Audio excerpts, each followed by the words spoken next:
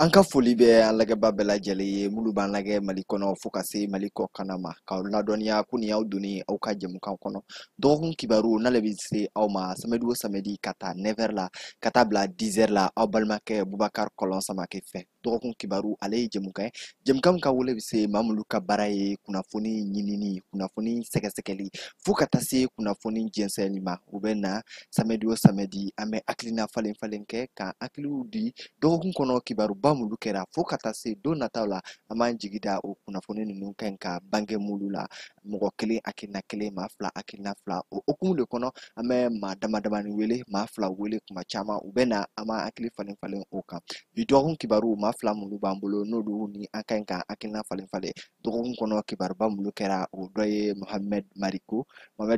an b'i fo k'i waleɲuman dɔn an ka weleli jaabili la bi siɲɛ fɔlɔ y'an ka plateau in kan. Dinye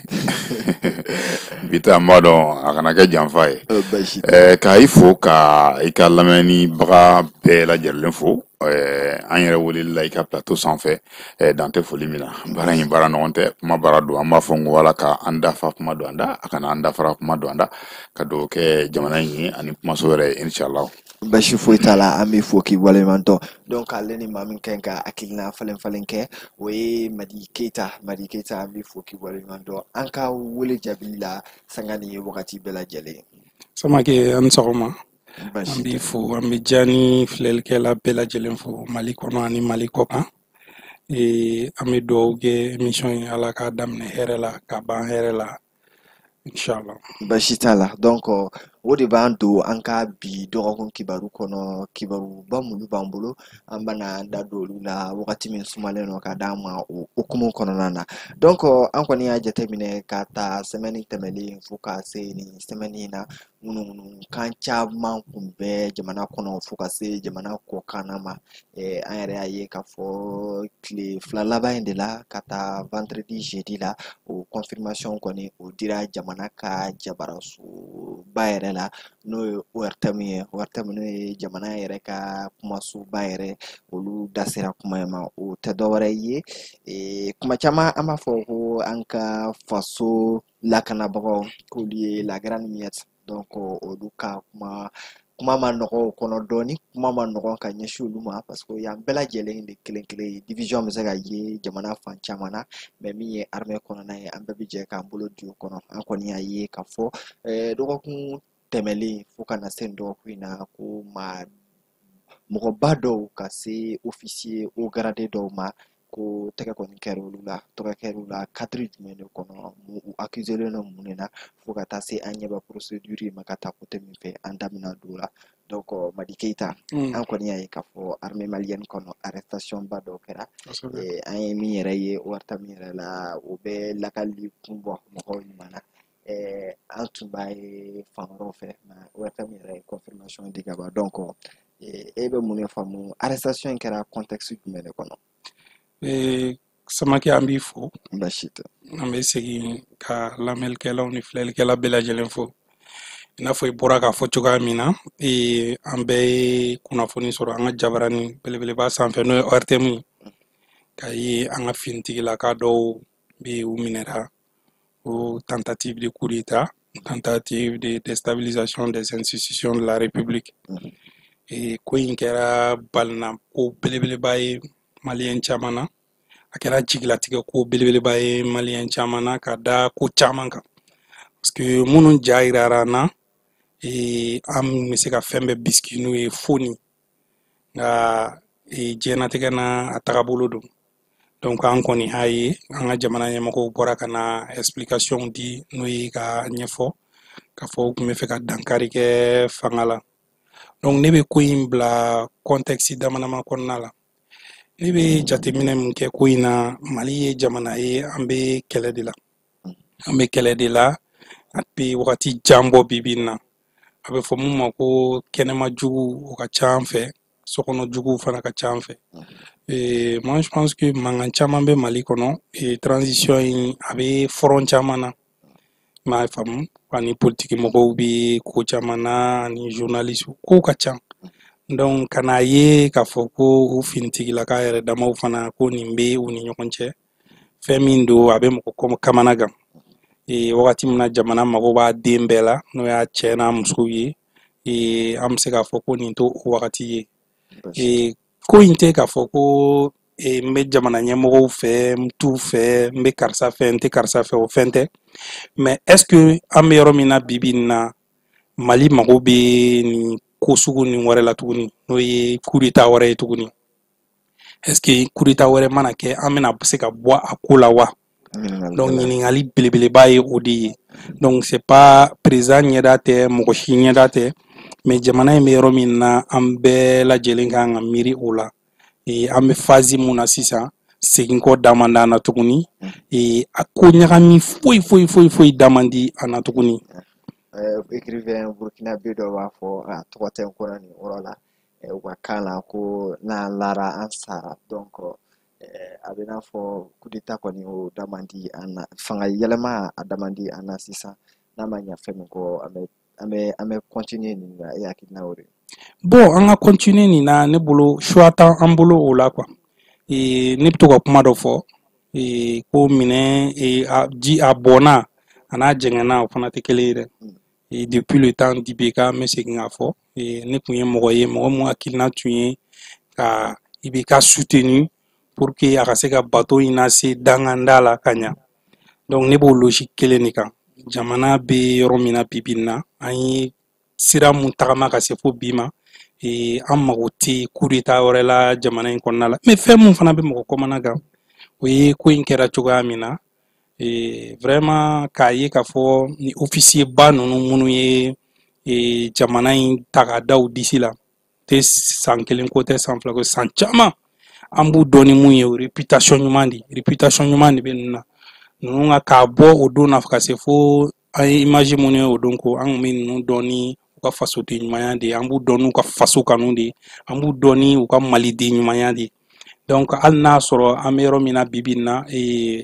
État bɔra k'a ka déclaration ni fɛnw kɛ parce que ŋunuŋunu kumaw kun cayara mais komi dossier in a ma judiciariser fɔlɔ donc an b'an sigi ka sariya tigilamɔgɔw kɔnɔ komi olu de ko bɛɛ bɛ laban olu de bolola la olu de bɛ se k'a fɔ u nɔ b'a la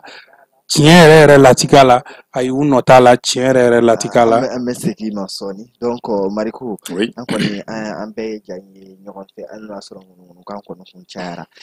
mais bakuruba la e yɛrɛ hakilina ye jumɛn ye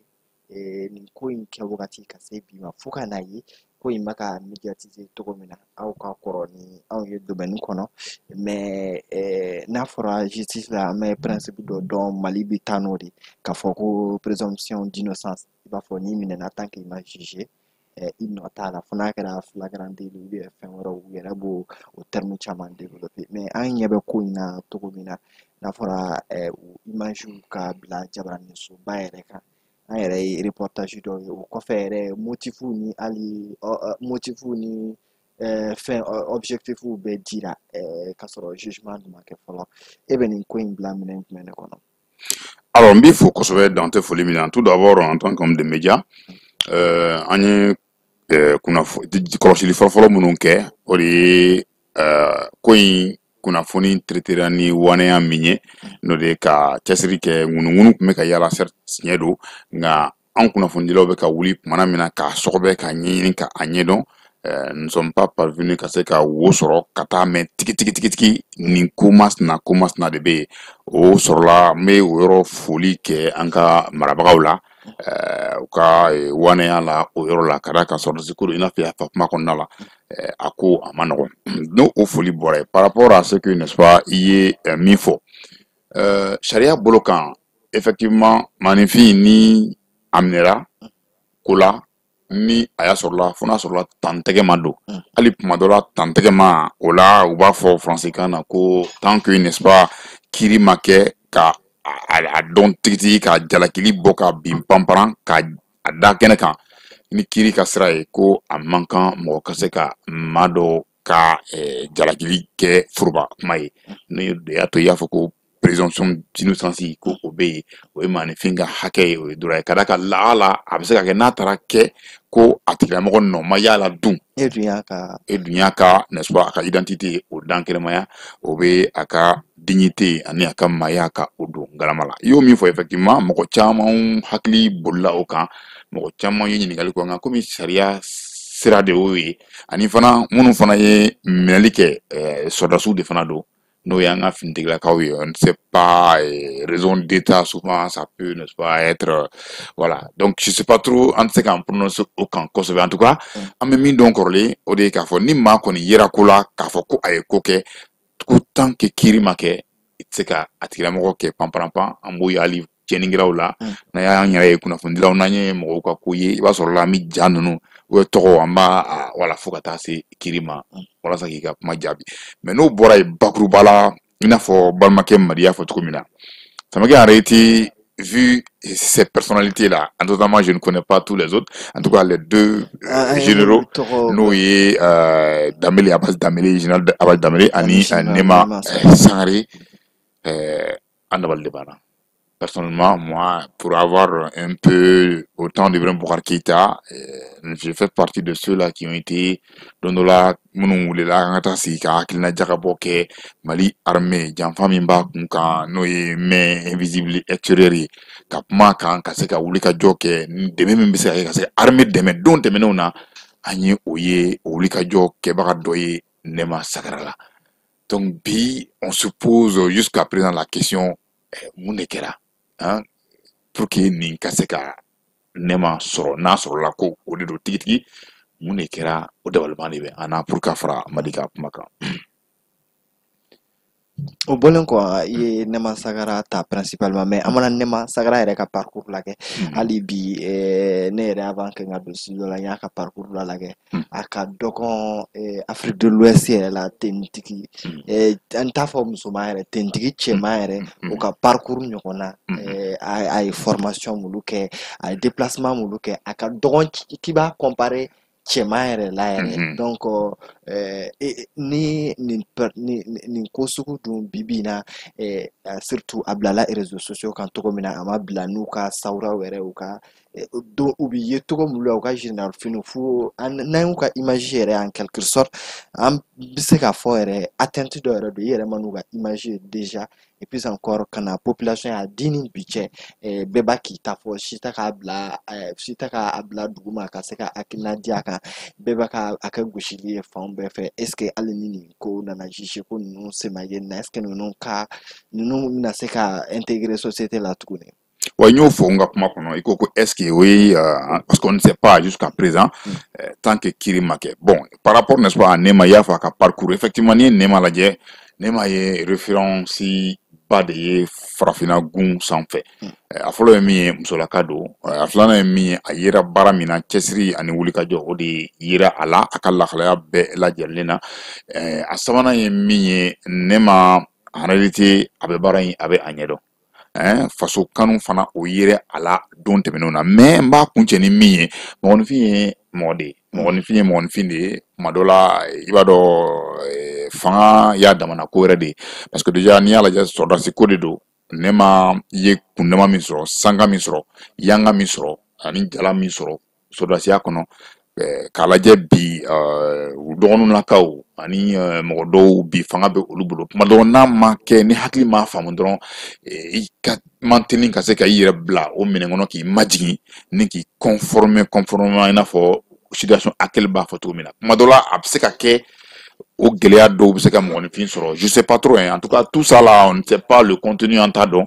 donc bref ne ma k'a fɔ ko c'est tout ce que je peux dire quoi.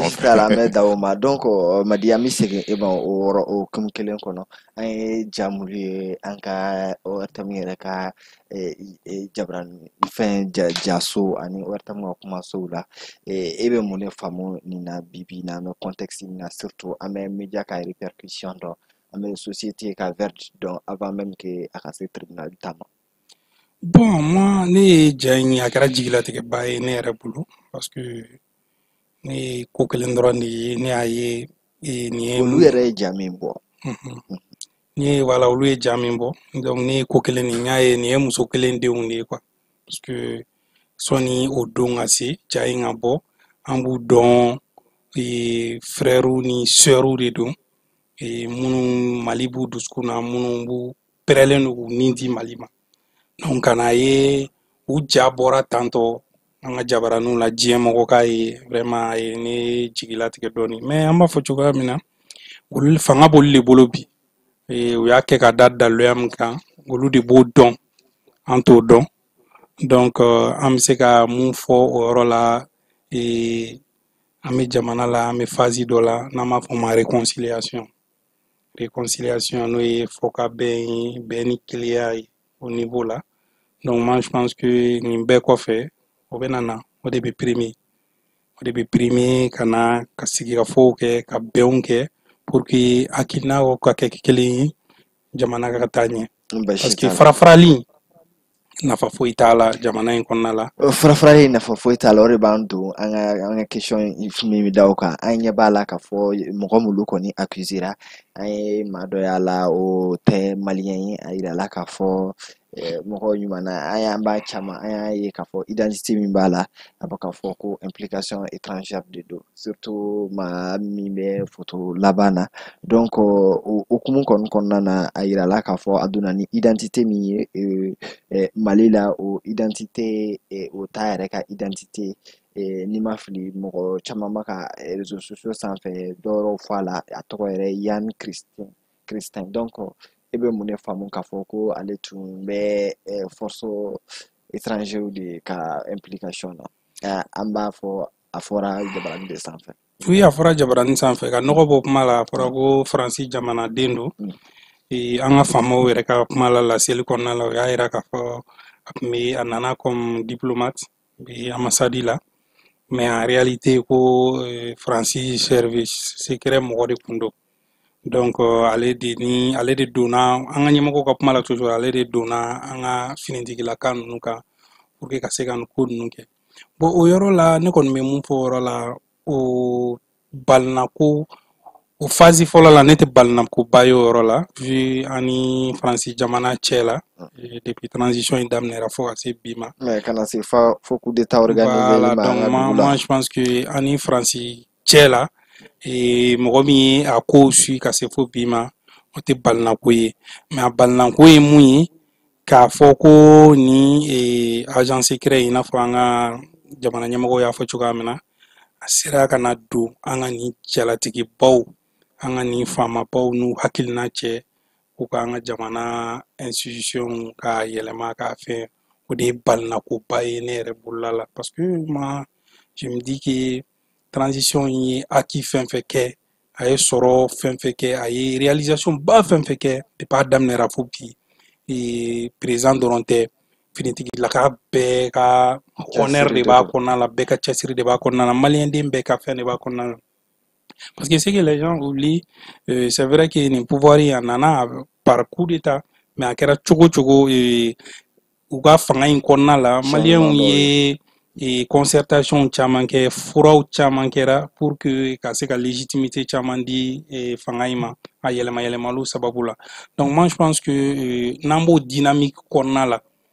an b'o dynamique kɔnɔna la n'o ye priorité belebele dɔ ye sécurité an bɛɛ b'a dɔn bi bi in na jamana in sécurité bɛ cogoya min na bi bi in na o yɛrɛ bɛ mɔgɔ dɛsɛ ka sunɔgɔ donc ni jamana min sécurité tɛ a kɔnɔna la 100% ka na ye fana ko o finitigilakaw kelenw na ko ni furukufuruku nana olu ni ɲɔgɔn cɛ nin cogoya la an b'a fɔ ten tɔ parce que a ma ko ma sariya min prononcer a ko kan fɔlɔ définitivement a bɛ mɔgɔ jigilatigɛ mais mun ye côté français ta ye vu ani faransi ka lien bɛ cogoya min na ka depuis transition in daminɛra fo ka se bi ma o tɛ balinakoba ye a ko la mais an bɛ kɔnɔli kɛ parce que u fana ka jamana kɔnɔden de don n y'a ŋɔnɔŋɔnɔ kuma mɛn ko tile filanin na k'u yɛrɛ bɛn'u prononcer a ko la parce que version cayara a ko la an ka jamana ɲɛmɔgɔw ye mun fɔ an bɛ da o de la an bɛ t'o ma sinon mɔgɔ caman ko cɛ in ko mécanicien de don a mɛnna kuma caman caman fɔra voilà donc mais an yɛrɛ ka jamana ɲɛmɔgɔw ko agent secret don donc an bɛ da o ko in de kɔnɔna la jusqu'à ce que an ka ko wɛrɛ mɛn mun t'o ye basi t'a la donc an bɛ segin Mariko e de ma an ɲɛ b'a la k'a fɔ nin kɔni mɔgɔ in yeli a la yira la k'a fɔ nin ye implication étrangère de nin ye u y'a fɔ cogo min na faransi ka politique de ko ka Mali institution yɛlɛma motif min yɛrɛ fɔra Jabaramuso yɛrɛ sanfɛ ko walasa an bɛ segin an ka partenaire kɔrɔw ma cogo min na. Bamananw ko ten ko son sigilen don ni welewelema ye nin tɛ bali mɔgɔ la a kɛra ye tiɲɛ ye walima a ma kɛ tiɲɛ ye de toute façon Faransi tɛna sigi k'a bolo da sen kan fo maliyɛnw f'an ka o dɔn an bɛ o dɔn wa depuis kunun o bɛ an kɔnɔ wa an b'an labɛn don maliyɛnden bɛɛ lajɛlen bɛ i labɛn na o la cogoya min na an kana kɛ marabaga jugu sago ye i n'a fɔ kɔrɔlen a tun bɛ cogo min na.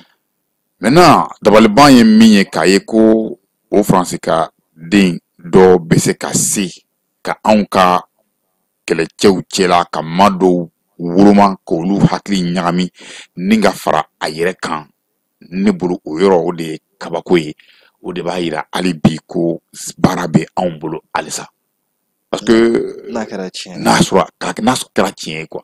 parce que munna ye k'a lajɛ a tɔ bɛɛ ye golofinman de ye a tɔ bɛɛ ye maliyɛn de ye a tɔ bɛɛ ye finitigilaka de ye ko civil dɔ bɛ a la civil min ni ja ninnu na ni o ye finitigilaka fana kɔrɔ de donc n'i y'a lajɛ ko politiki mɔgɔw dɔw b'a la d'après u ye minnu fɔ mɔgɔ wɛrɛw b'a la ainsi de suite c'est-à-dire que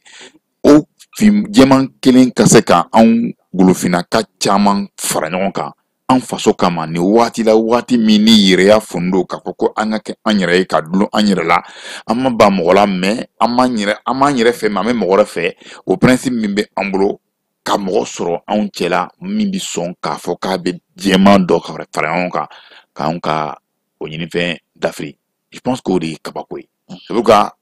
an b'an yɛrɛ ɲininka hali bi est ce que baara min bɛ sen na wulikajɔ min bɛ sen na est ce que message a bɛ ka nafa ɲa walima a kɛcogo de man ɲi wa walima qu'est-ce qui reste à faire c'est ces questions là qu'on doit se poser ne kɔni ka faamuyali la quoi. Baasi t'a la donc i y'a fɔ cogo min na an ye caman kɛ nin tɛmɛ kan komi an bɛ an sigi ka an dalen don Mali justice la ka fɔ nin ko in kɔnɔna na dibi min bɛ ko in na halisa yelen min na k'a la an bɛ to justice kɔ ni justice y'a bila yɔrɔ min na don nataw la an jigi b'a kan an bɛna o fana commenter an bɛna hakilinaw di o kan o de m'an don an ka thème filanan na généralement journalistes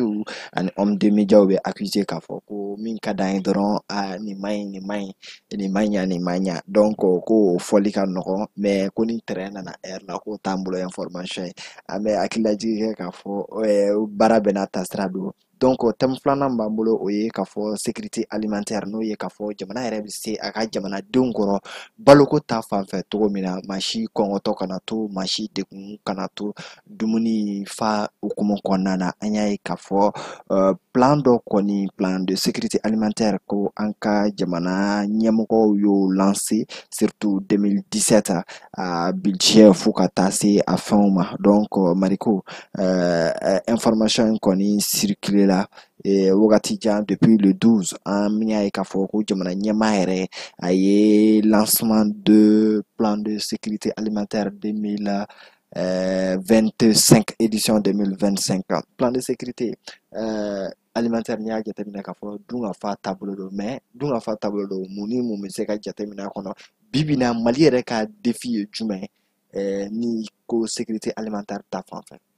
Ayiwa n'i ko sécurité alimentaire o de n'i ko mɔgɔ bamananw ko ten ko bɔrɔ lankolon ko o tɛ jɔ donc ni jamana ɲɛmaaw ye hakilina ta ka miiri o la ka wulikajɔ kɛ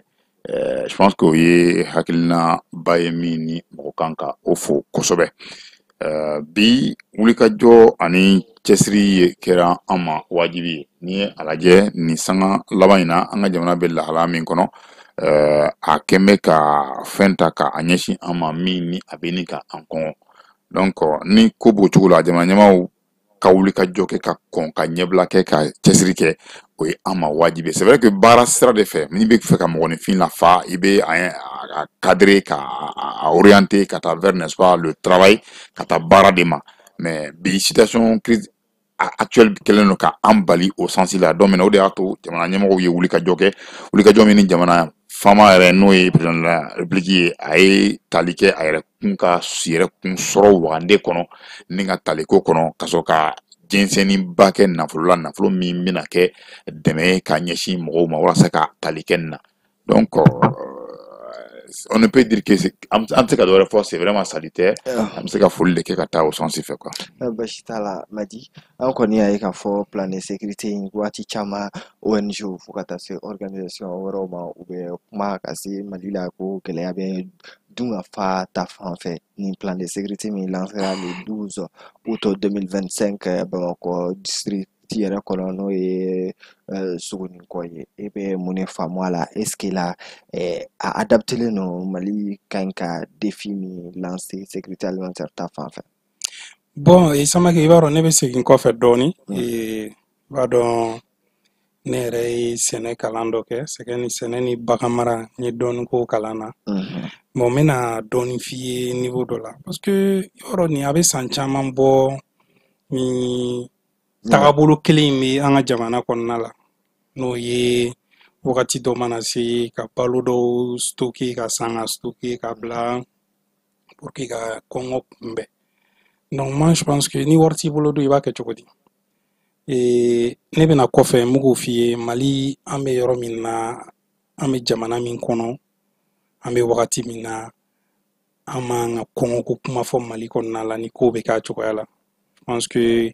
ni défi bɛ transition bolo c'est vrai qu'on a beaucoup d'autres fronts sécurité bɛ réconciliation bɛ fɛn bɛ mais sɛnɛ ni bagan mara dun ka fa sabatili an kan ka ɲɛsin o ma kosɛbɛ kosɛbɛ so de façon k'o kɛ réalité ye an ka jamana kɔnɔna la n'a fɔra ye ko office du Niger bɛ anw fɛ yan office du Niger c'est plus d'1 million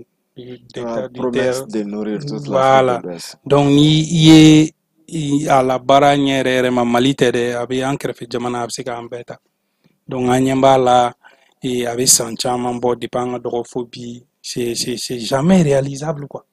C'est jamais réalisable. Donc, on ne comprend rien. N'a fɔra dugukolo fɛnsɛnnen m'an bolo an bɛ dɔɔni sɛnɛ ka dɔ sɛnɛ an bɛ mun yɛrɛ sɛnɛ a caman na yɛrɛ a tɛ dun an fɛ yan mɔgɔ min bɛ an ka office yɛrɛ malo dun a ka dɔgɔ dɛ Mali in kɔnɔna la. Est-ce que a bɛ sɔrɔ yɛrɛ? Voilà, donc a bɛ sɔrɔ mais a da ka gɛlɛn c'est de la qualité hein. Fɛn min malo min don an bɛ bɔ ni malo minnu ye kɔ kan ka na n'olu tɛ da ɲɔgɔn kɛrɛfɛ quoi. Donc ka na ye nin yɔrɔ belebeleba in m'an bolo. K'a fɔ hali bi anw de bɛ kɔngɔko kuma la jamana in kɔnɔna la a bɛ mɔgɔ jigila tigɛ kosɛbɛ kalanyɔrɔ dɔ b'an bolo yan ko IPR-IFRA Institut Polytechnique Rural de Formation et de Recherche Appliquée IPR-IFRA de Katibugu. C'est une école qui date de plus de 100 ans nin y'a san kɛmɛ ni kɔ de ye a bɛ Mali in kɔnɔna la depuis tubabu tile fo bi donc agronome les spécialistes en agriculture en élevage en foresterie en pêche et tout Afrique kɛrɛfɛ jamana fɛn fɛn bɛ yan a bɛɛ formera Mali in de kɔnɔna la mais ekɔliso in bɛ yen bi na sortant talen tɛ ba la kosɛbɛ n b'a fɔ ka da o kan sortant talen tɛ ba la kosɛbɛ donc moi je pense que j'appelle l'État à vraiment s'orienter à s'investir dans ce secteur donc i bɔra ka yɔrɔ min fana fɔ n'o ye o don ko président taara ka lancement min kɛ n'a ye CFA wari miliyari 12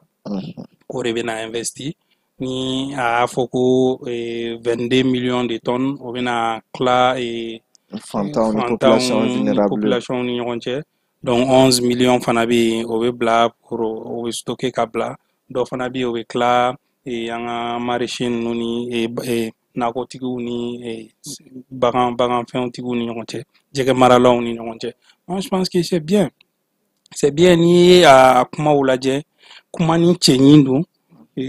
a ka di mɔgɔw tulo la mais en réalité de façon pratique qu'est-ce que ça donne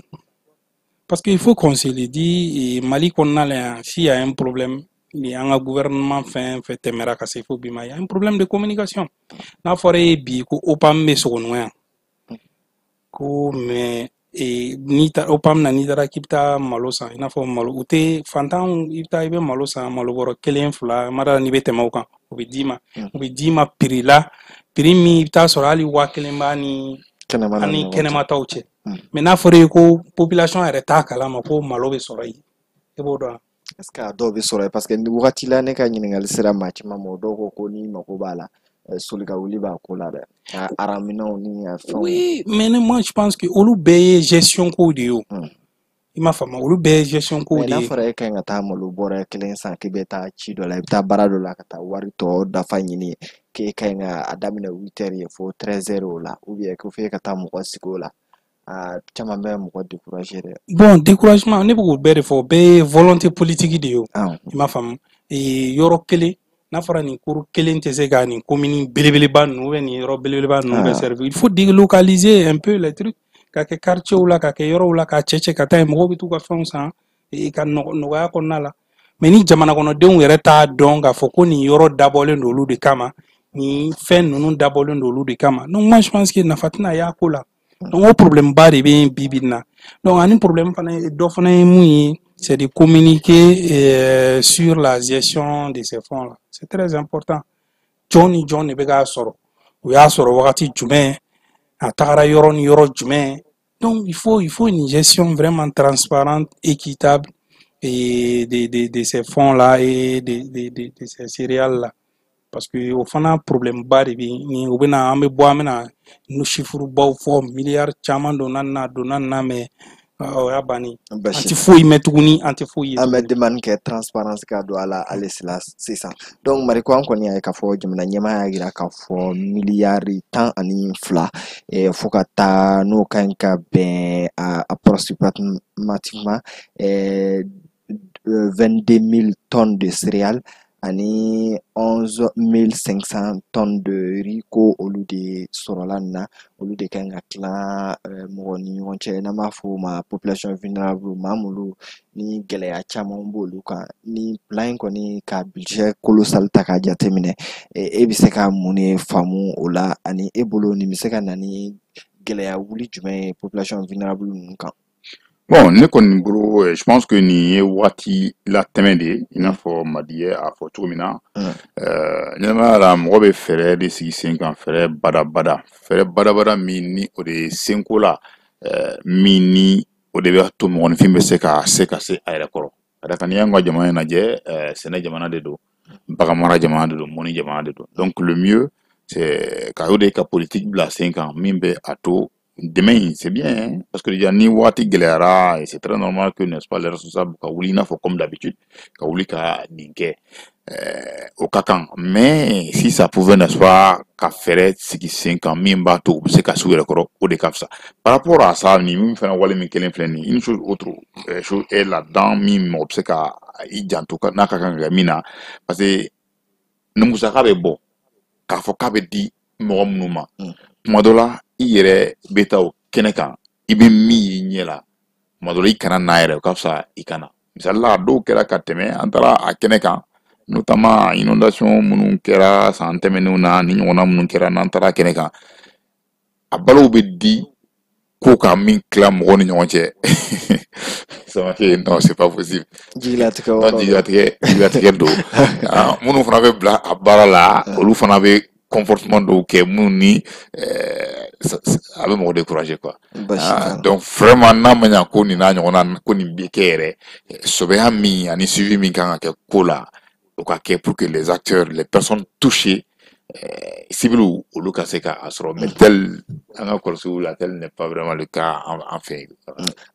basi t'a la an dun y'a ye k'a fɔ Mali ye jamana min na ni kuma caman ONG minnu bɛ jamana kɔ kan u bɛ alarme sonner k'a fɔ gɛlɛya sugu nin de bɛ ni mɔgɔ sugu nin bɛ kɔngɔ la an dun yɛrɛ a caman na a bɛ se ka justifier parce que bi bi in na Mali yɛrɛ kɔnɔ n'i y'a jateminɛ k'a fɔ an bɛ gɛlɛya min na n'o ye sécurité ko gɛlɛya o bɛ maa caman bɔ a place la ka na den kɛrɛfɛla Bamakɔ n'an b'a fɔ o ma population déplacée interne n'o dun kɛra u bɔra yɔrɔ min na u ka sɔrɔ fɛn u ka sɔrɔ baaraw o bɛɛ de bɛ fermer u bɛna gɛlɛyaw de wɛrɛ vécu est-ce que nin plan in bi bi in na n'i ko k'i bɛ nin plan in ta k'i b'a décortiquer a adaptelen don Mali défi la wa défi min ye dunkafa sabatili ye maliyɛn den bɛɛ lajɛlen. Oui, i ye ONG ko min fɔ d'habitude an delilen bɛ a la olu de ka wuli ka jɔ ka bon nin kɔnɔna la kosɛbɛ Bamakɔka tɛ a dɔn kosɛbɛ mais quand tu vas à l'intérieur du Mali i b'a ye nin sira in kan ONG ka wuli ka jɔ ka bon a la kosɛbɛ notamment dans les zones Dogon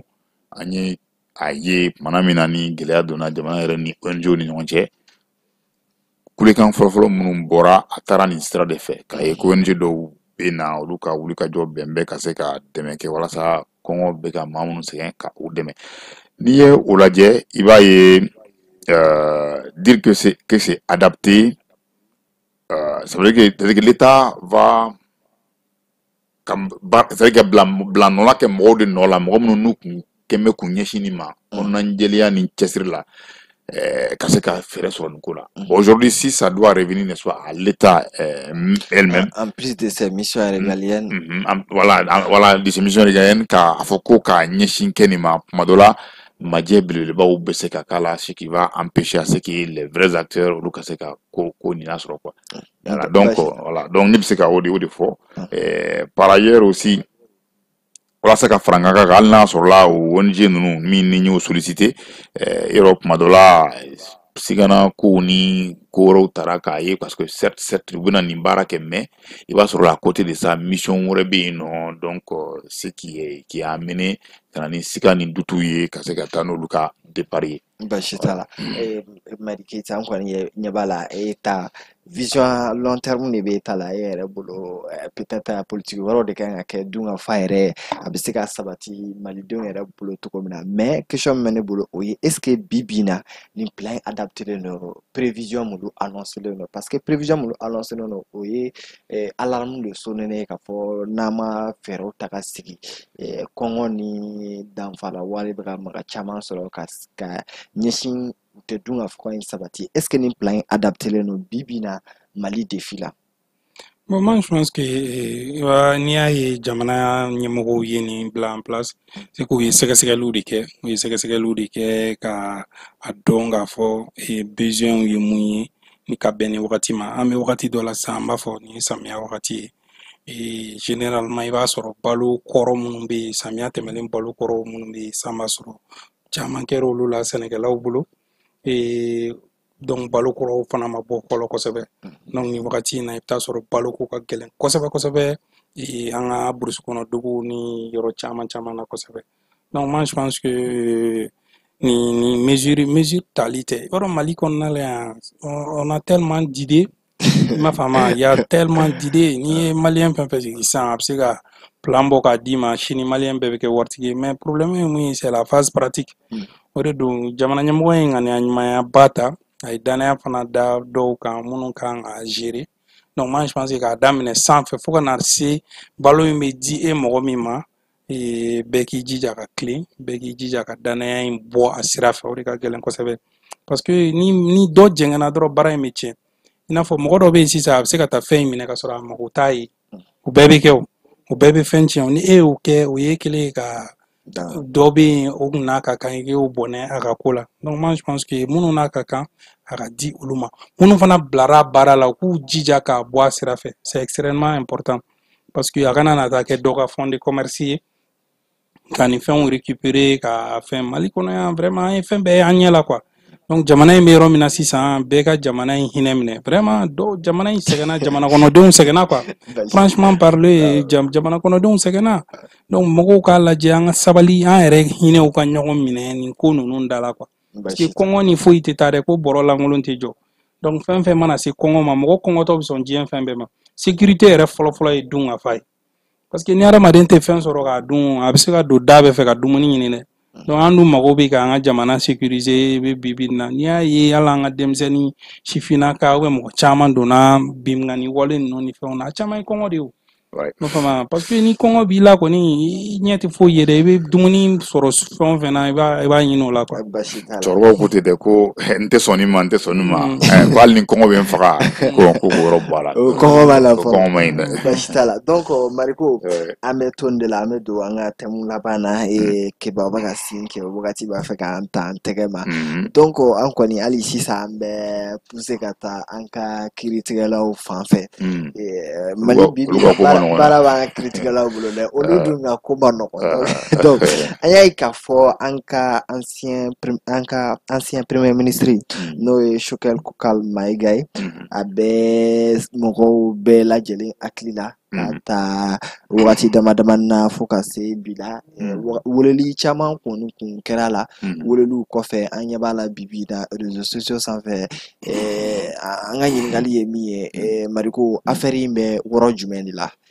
premier ministre a b'a ka so wa ou bien a bɛ sariya tigilamɔgɔw ka bolo kan affaire in an bɛ i fo fɔlɔ affaire in an bɛ se k'a fɔ a ka kɛ n'a ka lafasali kɛbaga ka kuma ye affaire in bɛ pôle économique la à présent a bɛ yen nɔ c'est garde à vue o tun ye 48 heures ye donc yamaruya kɔnɔ a prolongera donc an bɛ o de kalama k'a fɔ ko a bɛ à présent o yɔrɔ in na yen nɔ voilà. Donc, comme c'est de fort, là, évolution aurait à ma connaissance, contrairement aux rumeurs, mais qu'à circuler qu'à beaucoup, il y a un mandat de dépôt câble là, avocat qu'on y est au Xicabo là, non, après, jusqu'à preuve le contraire, n'a qu'on a fait là-bas, on a pour l'économique là.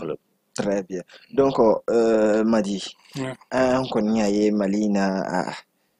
Manoko, Mbora Barala, ni Akobana.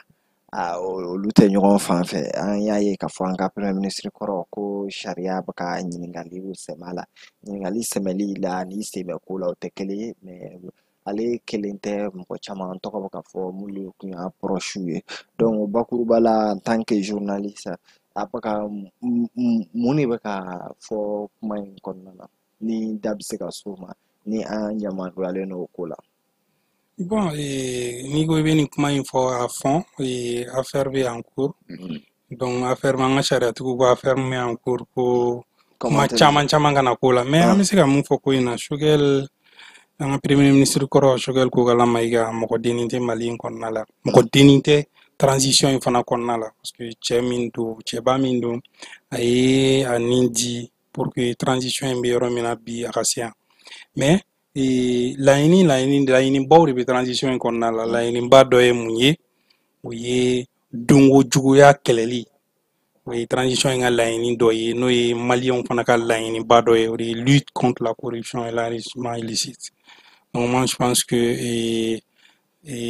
kibaruya mun b'a kun kan n'o ye fɔlɔ parce que o de don an b'a fɔ cogoya min na en tant que sariya m'a fɔ ko i ye nin ye i nɔ minɛra nin na donc présomption d'innocence donc ni wari dun ni wari tunu a minɛlen don cadre de kɔnɔna la an ye ŋunuŋunu kuma caman ma ko la i n'a fɔ hali kunnafonidilaw ka fanfɛla la an y'a bɛ pôle économique la taara yen un coup mɔgɔw ye information bila fan caman ka mandat de dépôt dara kan moi je pense que il faut pas mɔgɔw ka sabali quoi mɔgɔw kana na nin ko in fana ta ka nin politiser cogo dɔ la ou bien ka nin kɛ cogo dɔ la mun bɛ na ni farafarali ni fɛnw ye an ka jamana kɔnɔna la quoi je pense que nafa t'o la ni sariya y'i nɔ minɛ Choguel ye maliyɛn den i b'a fɔ an bɛɛ maliyɛn den cogoya min na i n'a fɔ sariyatigiw fana ye maliyɛn den cogoya min na n'a fɔra ko nin b'a kun kan n'a minɛra n'a sɛgɛsɛgɛra n'a t'a kun kan a bɛ taa ka so mɔgɔ si tɛ se k'a minɛ o la mɔgɔ si tɛ se ka fɛn fɔ a ma o la donc mais moi je pense que an kana na nin ko in kɛ kilanko ye ka nin kɛ kanko ye k'a fɔ ouais peut-être a bɔra premier ministeriya la o de don a bɛ ka dɔ fɔ ani parce que an y'a jateminɛ Choguel ye communication damadamaw kɛ sisan donc fanga yɛrɛ kɔkɔrɔmadonbagaw ka fɛn na o tɛ fanga nin ko ye quoi. mais Keita an fana maa caman fana ɲɛ tɛ se ka tugu olu kan dɛ parce que la kuma min na n'a bɛ ka défense kɛ o wagati a tun bɛ applaudi a tun bɛ fɛn kɛ bibi in na ale dun ka n'i y'a ka communication jateminɛ a b'a ka observation wɛrɛw kɛ observation wɛrɛw tɛ dɔwɛrɛ a bɛ ka kun a hakilina di ko wɛrɛw kan a ye yan jateminɛ fili bɛ se ka yan sɔrɔ maa caman kun ye nin fɔ a bɛ ɲini ka kalo damadamanin bɔ ni a ko tilala ka wolo la tuguni a bɛ mɔgɔw kamana gan dɛ. Bon, moi je pense que c'est son droit en tant que Malien ne bolo Choguel ka ɲɛmɔgɔya kow ma daminɛ ni transition na il a été ministre avant ka se bi ma mɔgɔ min don a bɛ Mali dɔn a bɛ administration dɔn a bɛ jamana yɛrɛ gestion dɔn je pense que hali n'i y'a mɛn AES ko caman idéw caman bɔra ale la je pense que a k'a ka idéw di gestion kan kow kan ne bolo olu ti problème ye à la limite i m'a faamuya mais mɔgɔw ka na an kana na parce que yɔrɔ farafarali ka ca jamana in kɔnɔ kojugu i m'a faamu donc ka na kɛ ala k'an kisi hali n'a minɛra k'a fɔ k'a nɔ bɛ ko la mɔgɔw ka n'a ta k'a fɔ parce que a bɔra k'a bɛ ka dɔ fɔ fanga ma sisan o de don des trucs comme ça ne kɔni bɛ mun dɔn o ye an b'an ka danaya da an ka sariya tigilamɔgɔw kan sariya tigilamɔgɔ minnu bɛ yen nin fanga in nana k'u sɔrɔ yen nin fanga in bɛ taa k'u to yen donc olu bɛ yen quoi donc moi je pense que olu b'u ka baara la u b'a kɛ kilennenya ni jɛlenya kɔnɔna la parce que u bɛ ka sariya in ta maliyɛndenw de kama donc moi je pense que olu tɛ parti pris dɔn ou bien karisa kunkolo ye nin ye karisa kunkolo ye nin ye donc je pense que ni Choguel n'a nɔ bɛ ko la il va répondre comme tout malien mais n'a nɔ t'a la fana a bɛ bila a bɛ taa ka so donc mais an ka sabali nin ko ninnu na ko mana kɛ sariya ko ye an kana na an ka sariya tigilamɔgɔw impliqué ko dɔw la quoi les affinités politiques les affinités je pense qu'il nafa foyi tɛ olu la donc ni dossier bilara ka taa u bɛ sɛgɛsɛgɛliw kɛ donc ni sɛgɛsɛgɛliw kɛra a bɛ se ka kɛ sɛgɛsɛgɛli bɛ ban a nɔtɛ ko la a bɛ taa so a banna basi t'a la donc Mariko hakilina dafa la e bɛ se ka mun de faamu na ale bɛn ka an b'a fɔ mɔgɔw b'a fɔ kuma caman an ka fara ɲɔgɔn kan mais fara ɲɔgɔn kan fana bɛ kɛ ko dɔw de kan a bɛ kɛ bakuruba dɔw de kan il faut que o fana ka faamu wagati jan mais ni affaire in hukumu kɔnɔ fo ka se bi la e bɛ se ka mun de fɔ a la en réalité ne bɛ se ka min fɔ a la bamananw ko ten ko n kɔnɔ ko fɛn min ye n ta ye ni o tɛ n bolo walima n'a minɛra n na a bɛ n bila ko bɛɛ lajɛlen na fo k'an ka taa dɔrɔn o but Choguel aujourd'hui mun ye nin se a ma ne bɛ se k'a fɔ prise de position wulikajɔ ka i ɲɛsin fanga ma nin wagati na o de kɛra sababu ye gestion tɛmɛnenw na o lajɛra k'o lajɛ ni dun ka so ye vitiri so ye a man kan ka kabako bon juru don mɔgɔ la ni a tigi y'a ta sara dɔrɔn a bɛ kɛ problème ye je pense que ne bɛ ko in bila o minɛn de kɔnɔna la il a certes n'est-ce pas vérificateur ka ɲininiw ni kɔlɔsiliw la a yɛrɛ ka fɔ ko majɛ dɔ yera a ka mara kɔnɔ parce que n'i y'a lajɛ bi a welelen bɛ o de cadre kɔnɔ n'a kan ka taa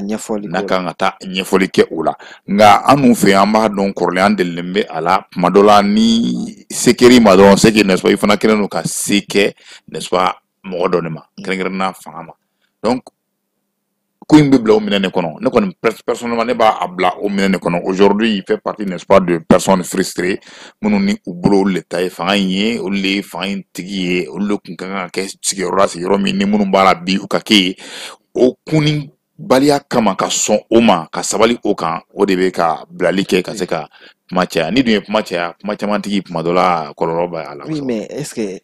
o bɛ se ka kɛ hakilina ye mais m'olu ka hakilina ye k'a fɔ peut-être a ɲɛ bɛ fɛn dɔ de la min taabolo man ɲi n'a b'a fɔ ko dénoncer m'olu ka hakilina y'o ye e bɛ se ka mun fɔ o la. Oui comme il a si bien dit dɛmɛ bi a tabaga de bolo parce que ko in ye ko bi a wililen don min kama o y'a ka gestion de ye n'est-ce pas dans le passé mais an tɛ se k'o fɔ tant que an ma tɛmɛ nin yɔrɔ kɛrɛfɛ minnu bɛ k'a fɔ ko n'a ye min ye ko fɔ c'est très normal. Hein, il est malien comme tout le monde. D'ailleurs, c'est bien. Souvent, à la prise de parole, souvent c'est très bien parce que j'avais un avocat qui transitionné de maintenant, avait fait une konone a kɛra dɛmɛbaga i n'a fɔ Madi y'a fɔ cogo min na donc a ka contribution kɛ pour que a kana fɔ ko il s'est tu kuma la waati min n'a kun kan ka kuma c'est très bien mais an kana ɲina comme Madi aussi l'a dit comme toi an ka bɛn o ye tiɲɛ mais a ka sɔrɔ la e yɛrɛ bɛn ba sira daminɛ fɔlɔ quoi n'i y'a lajɛ kunun tumana min na lui il était n'est-ce pas là o bɛn ko kuma min bɛ ka fɔ o ma kɛ baara ye ni ale y'o basi t'a la sin kɔni bɛ ka kan ye donc an b'a fɔ a lamɛnbaga bɛɛ lajɛlen ye ko mɔgɔ kelen hakilina fila mɔgɔ kelen hakilina kelen mɔgɔ fila hakilina fila a ka ca ala fɛ n'an farala ɲɔgɔn kan k'an bolo di ɲɔgɔn ma k'an hakilinaw fara ɲɔgɔn kan jamana ka ɲɛta bɛ sabati o la an hakili bɛ développement min na hakili bɛ ɲɛtaga min na o bɛ sabati o la k'an lamɛnbagaw ladɔnniya k'aw garisɛgɛ kɛra nin de ye dɔgɔkun kibaru kan aw kan bɛn samedi wɛrɛ ka taa 9h la ka taa bila 10h la